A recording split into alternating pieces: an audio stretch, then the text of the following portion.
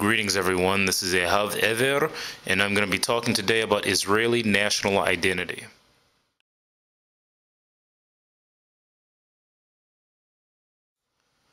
So in order to understand this topic that I'm going to be talking about, there's a number of original Hebrew terms that are needed to really get a good grasp of what I'm going to say. The first one is Ivrim or Ivri. This is how we say in the Middle East, Hebrew or Hebrews. The next word is Yisrael, Yisraelim. This is how we say in Hebrew, Israel, Israelites, or Israelis. The next term is Yehudim or Yehudi, which is how we say Jews or Jew. So, this is basically plural and singular words that I'm giving you. And then the next one is Ivrit, which is how we pronounce the Hebrew language. The last term being Goim or Goy, which is a nation, a group of people.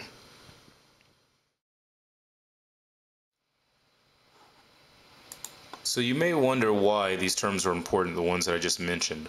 If you look at this slide here, it kind of gives you a history of the terminology that's been used within the Israelite/Israeli community /Jewish community concerning who we are. These terms are biblical terms as well as local terms and historical terms.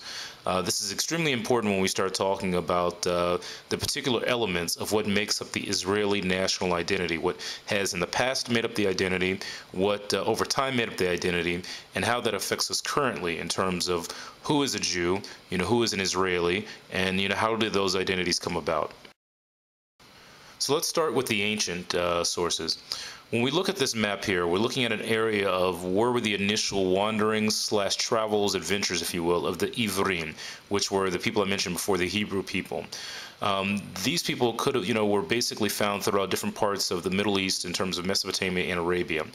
When we look at wall paintings in Egypt, we get an idea of what kind of people the Ivrim were, because they were Semitic people along with other ethnic groups that were in the region. So it wasn't just that, when we say Semitic, that it means just the Jewish people, but, their ancestors were Ivrim, and Ivrim were made up of a number of different types of ethnic groups. The slide we're looking at now gives us a breakdown of how this originally started. We see that Abraham, who was the son of Terah, had a number of different descendants who also had descendants that were still connected to the Israelite people.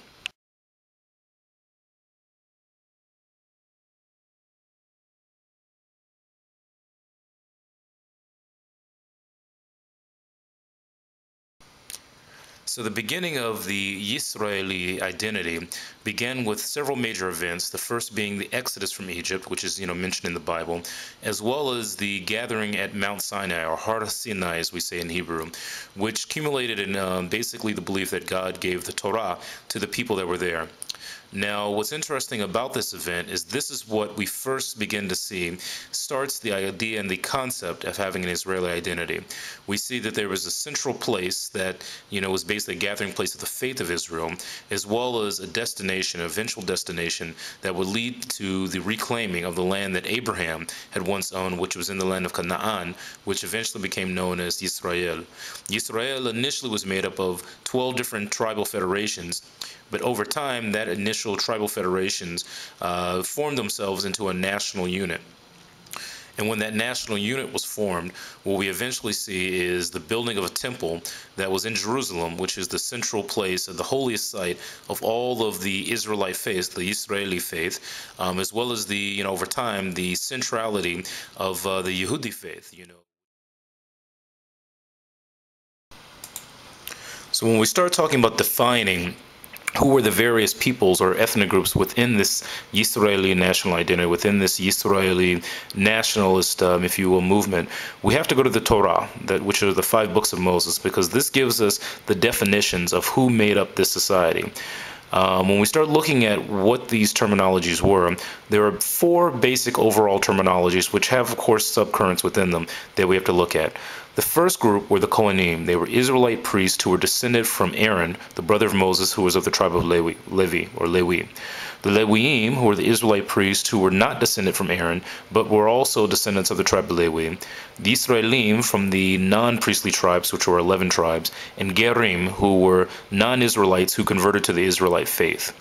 Now, when we start looking at the biblical text, we see that along with the Israelites, a multitude of people who made up the lower castes of the Egyptian society left with them.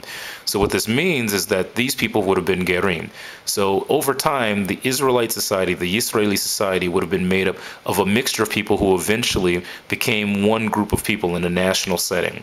So we don't use, like, the pictures you're looking at now are not being used to say that this is exactly what the Israelim look like. This is just to give you an idea from Middle Eastern / African sources what the various groups of people who would have made up the Israeli society may have looked like during that time, as well as the people who would have joined them, because once again they were Geirim, non-Israelites who joined into the society. So let me now give an example of what I mean by this concept of Geirim and Yisraelim being one society. So let's look at one good example, one that is close to home for me. There was a point in time where you had early Semitic people who were crossing in from Arabia, from the Middle East into Africa. So let's take an example of a group of Yisraelim or Yehudim, depending on what time frame you go by, who crossed from, let's say Yemen into West Africa. Let's say, as an example with this picture here, you have a Yemenite Yehudi who came across and then marries, for example, a West African woman who converts, who is a Georet, basically is a woman who converts to the Israelite faith. They start marrying and they have children. Okay, let's say you also have another Yehudi or Yisraeli, who comes across and marries two different wives. One, that you see in the top picture, which is an example, Shadeh, was from West Africa, and one who's more of an Indian. So then he has children from both of these wives. Okay, so let's give the third example of a Yisraelite woman, or a Yehudit woman who marries a West African man, from from the western part of West Africa. This man being a Ger, someone who becomes part of the Israelite faith, and then they start having children.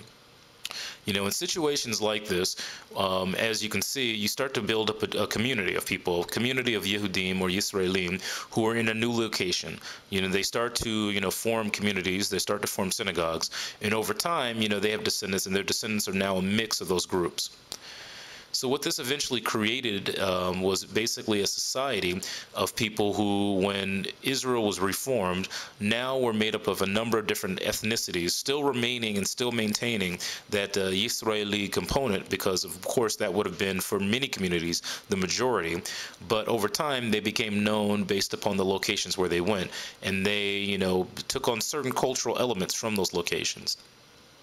So this begins to give us the variances that you now see in modern Israeli society between various groups. You see that there were Yisraelim or Yehudim who traveled to various parts of the Middle East and had descendants that now look like any indigenous person in the Middle East, just as the Yisraelim were indigenous to the Middle East. And just as our ancestors were, we are also.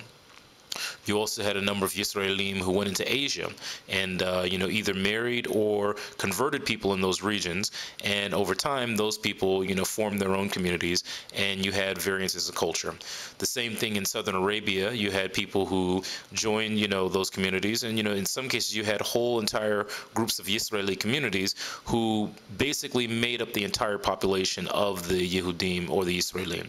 So in using English terms, this is like saying, in many cases, you had situations where various Israelites or Jews went to regions, formed their own communities, and then were insular communities, because of the various situations. This is especially true after the rise of anti-Semitism from both Christian and Islamic sources. You also had Jews, Yisraelim and Yehudim, who made their ways into northern Africa, and in some cases either formed insular communities or married people from the local population. And with this, you start to have an increase and a growth in the amount of Yisraelim and Yehudim. And this is also why you start to see Yisraelim and Yehudim who, over time, their descendants start to have, various differences in the way they look. So when Yisraelim and Yehudim went north into Europe, some of them married Europeans, many of them didn't. And, over time, they began to have descendants who start to look like other Europeans. The same thing when you had Yisraelim or Yehudim who went into Ethiopia, into East Africa.